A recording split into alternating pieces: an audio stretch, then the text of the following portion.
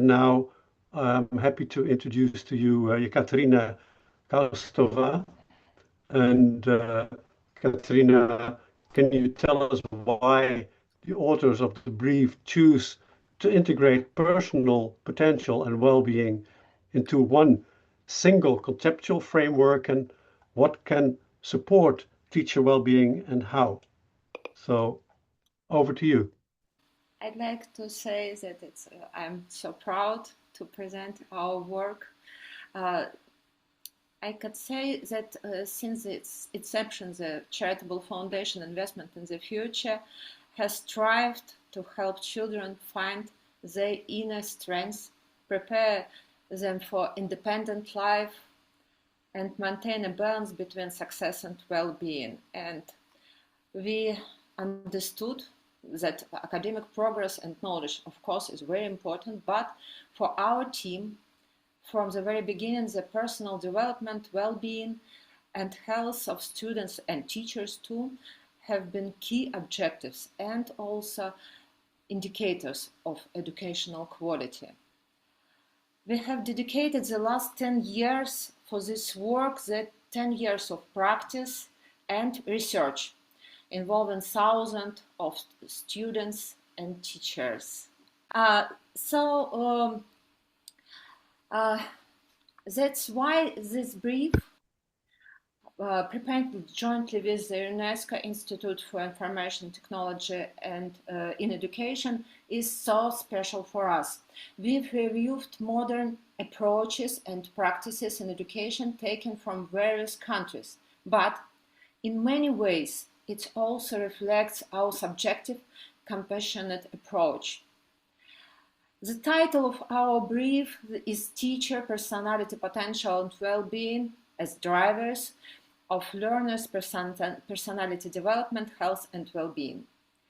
This is a very broad framework. Frankly, I think each of the speakers participating in our seminar today could have filled this topic with completely different, equally important content, but these parameters were chosen for a reason.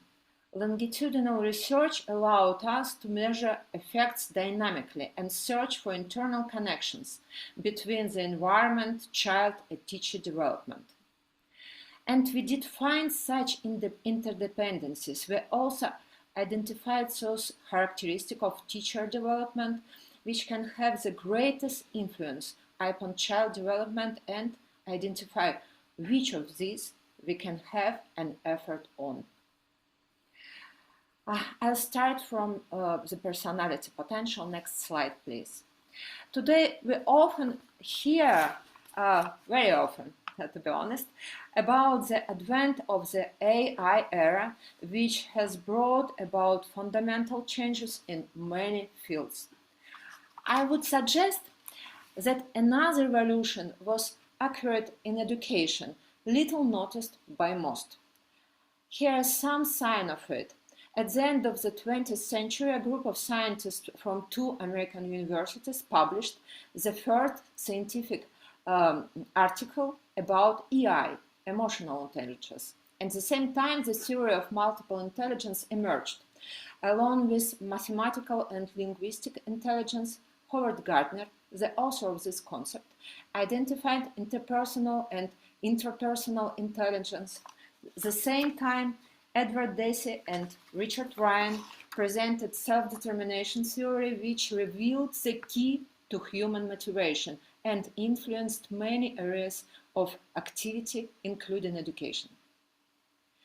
According to this theory, the center of activity is within the individual, meaning that a person is capable of self-awareness, aspiration, and the action required to realize that. These events, little noticed by the general public, had groundbreaking consequences for the education system. Perhaps this doesn't not seem significant enough to warrant talking about the revolution in education. But consider this. Only one of the most conservative fields, childhood education, has changed extremely slowly. maintaining the basic formats established by the 17th century philosopher Jan Amos Kamensky, who formulated the fundamental principles of how people learn. In 2023, the World Labour Organization declared that soft skills may be even more important than professional skills and knowledges, as they help people develop flexibly and change professions and life strategies. Something happened. And all of this marks are distinct aspects of personal potential. What is for children? It's about understanding of themselves. It's about ability to set goals and achieve them. Conscious choice, openness to change, resilience to overcome difficult life situations. Research shows that progress depends more on personality and motivation than intelligence and talent. Abilities are important, but the means to use them is more important. From a wide variety of personal characteristics, we identified some of them and used it in our our research. A teacher's communication style, self-efficacy, divided into collective and individual, and social-emotional skills, which can today be considered as basic psychological literacy. Next slide, please. I'm glad to say that our findings are consistent with some of Hattie's meta-analysis results. You know, of course, this very famous research, maybe it's one of the most extensive study of factors influencing a child's success. Here you can see the example about collective self-efficacy. We think it's very important part of good quality education and good results for children and for teachers too. Next slide, please. I'd like to say that we work with our psychologist, the author of a conception of personality potential, Dmitry Leontiev, and I use his word. Personality potential is an individual's investments in their own well-being. Last year, a collection of scientific articles on well-being was established in Russia, and it had very revealing subtitle. Well-being is the new success. Well-being, health, the value of success and achievement are significant is not only the connection with academic achievements, but also their own right. There is little point in demonstrating the value of well-being, it's obvious, but the boundaries of this concept are still very blurred. The basic level characteristic of my parents' generation is concerned for physical health and safety. This is closely monitored by the educational system. Psychological well-being remains a matter of conjecture, yet sometimes a point of contention. So, next slide, please. In our brief, we present various models for understanding well-being in an educational context and do not favor one over another. There is no single unified approach. You can choose the one that works best for you. There is no single model upon which everyone can agree. Next slide, please. I hope you see three circles. Yes. So, in the first step, we discussed the importance of focusing on personal development, well-being, and health as educational goals. In the second step, we discuss how to achieve this. When we talk about how to ensure a child's personal development, we find ourselves in a difficult situation. Individual skills can be developed automatically through training, but What do we do when we talk about more complex issues?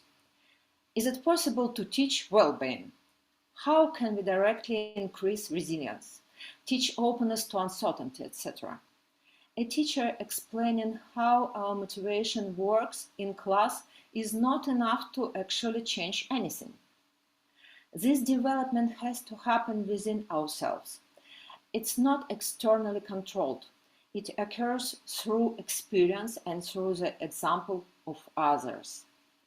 To support a child's development, it's worth starting with the person closest to them, the teacher. A teacher is not a conduit for information, but a role model, a guide. Therefore, after 2 years of piloting the program, we shifted the focus of our efforts from the child to those around them and more broadly to the educational environment in which they study. We proceeded from the premise that we would achieve the best results if we satisfied the children's basic psychological needs and created a motivating, nurturing environment. We consider the teacher as not an instrument, but a subject. Next slide, please. I'd like to share some results of our research. I think it's very close to some points from the previous speakers. As I said before, our program was developed in collaboration with a team of scientists.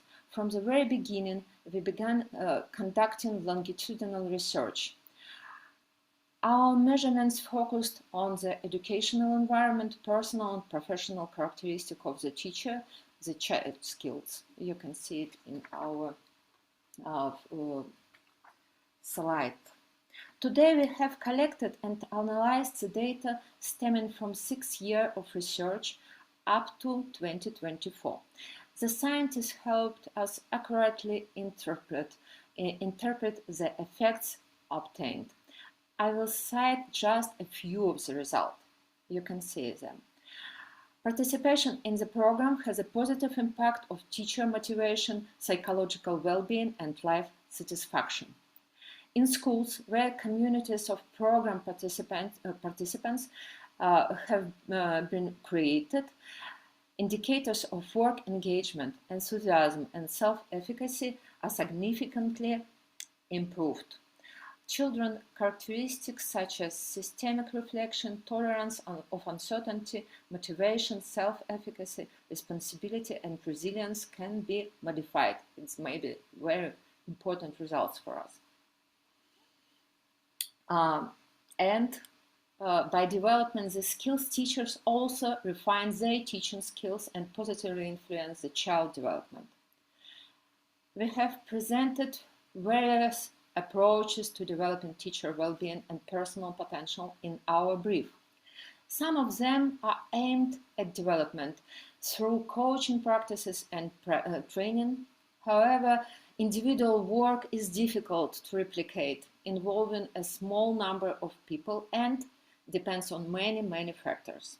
Therefore, today we would like to focus on practices that involve teamwork in collaboration with others. It reminds me the approach of Viktor Frankl.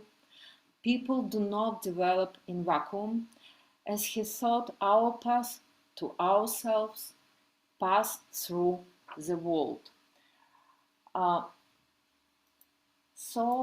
Next slide, please.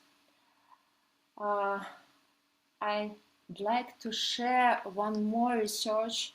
It is work of international team from 10 countries, and I think it's very close to the main ideas of previous speakers and us. It's about importance of autonomy, of competence, of feeling communities.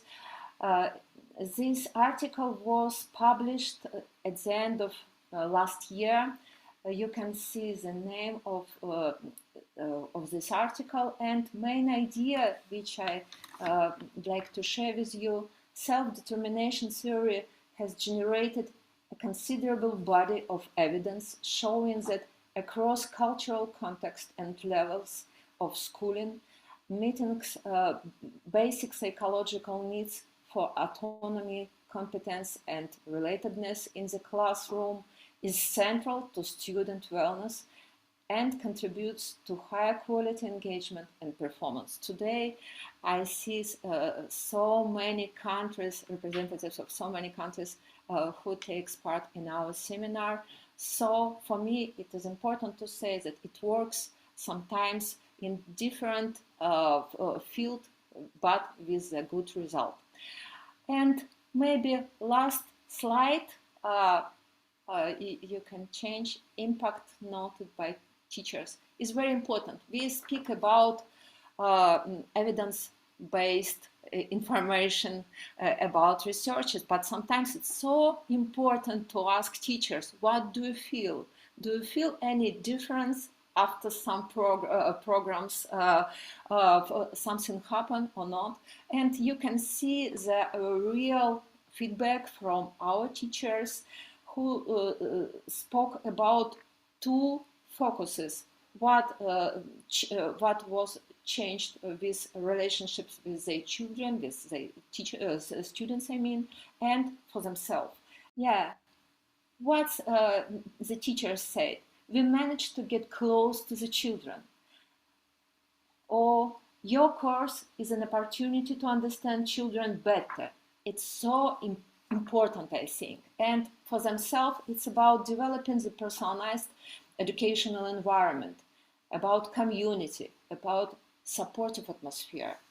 So we think, I believe, that we should create an educational environment where relationships, pedagogical practices, and the organization of space support the development of each individual's potential, both children and adults, promote their health and well-being. Thank you.